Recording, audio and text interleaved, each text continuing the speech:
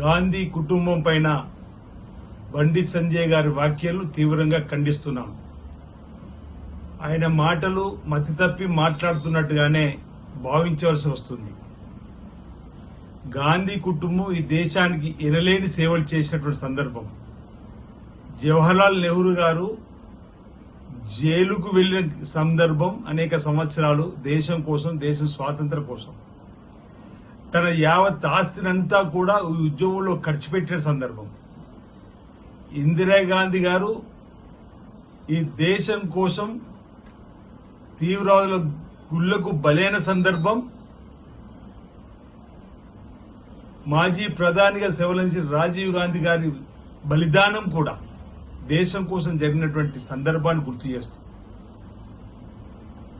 శ్రీమతి సోనియా గాంధీ గారికి ప్రధానమంత్రి పదవి అవకాశం వచ్చినా ఒకప్పుడు పివి నరసింహరావు గారికి, మరోసారి రాహుల్ గాంధీ గారి ప్రధానమంత్రి చేసే అవకాశం వచ్చిన మన్మోహన్ సింగ్ గారు దేశం కోసం ఆలోచించేటువంటి గాంధీల కుటుంబాన్ని పట్టుకొని డూప్లికేట్ కుటుంబం అనడాన్ని తీవ్రంగా ఖండిస్తా ఉన్నాం. ఇది ఈ సరైన పద్ధతి కాదనమాట.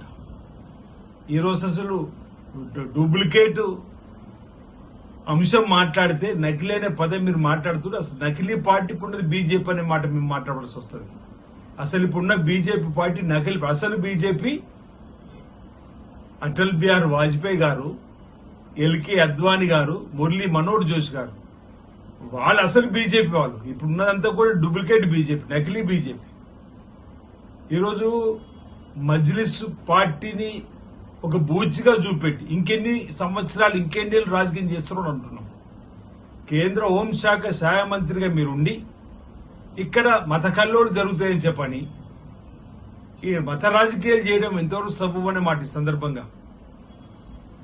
ఈరోజు కాంగ్రెస్ పార్టీ త్యాగాల చరిత్ర గల పార్టీ, ఈ దేశం కోసం స్వాతంత్రం తీసుకొచ్చిన పార్టీ, ఈ దేశంలో ప్రజలను ఐక్యంగా ఉంచడానికి కోసం అనేక రకాల సంస్కరణలు తీసుకొచ్చినటువంటి పార్టీ, పేదలను అభివృద్ధిలోకి తీసుకురావడం కోసం అనేక సంక్షేమ కార్యక్రమం తీసుకొచ్చినటువంటి పార్టీ కాంగ్రెస్ పార్టీ. ఈరోజు అసలు ఈ దేశ స్వాతంత్ర ఉద్యమంలో బీజేపీ పార్టీ పాత్ర ఏంది అని అడుగుతున్నాం. అసలు బీజేపీ పార్టీ దేశం కోసం చేసింది ఏంటి అని అడిగితే దానికి సమాధానం ఏం చెప్తున్నాడు అడుగుతున్నాం.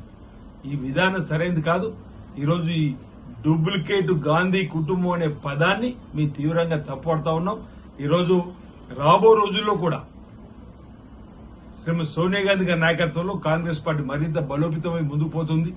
మాకు ఈరోజు ఆల్ ఇండియా కాంగ్రెస్ కమిటీ అధ్యక్షులు శ్రీ మల్లికార్జున్ ఖార్గే గారి నాయకత్వంలో దేశవ్యాప్తంగా కూడా ఇప్పటికే మా రాహుల్ గాంధీ గారు కన్యాకుమారి నుంచి కాశ్మీర్ వరకు పాదయాత్ర వేసి, మణిపూర్ నుంచి ముంబై వరకు పాదయాత్ర వేసి దేశ ప్రజలకు సంబంధించినటువంటి అనేక అంశాలపై అసమానత తొలగించడానికి, వివక్ష తొలగించడానికి ఈరోజు చేస్తున్నటువంటి ప్రజలను చైతన్యవంతం చేస్తున్న సందర్భంలోనే మీరు గత ఎన్నికల్లో ఆప్కా బార్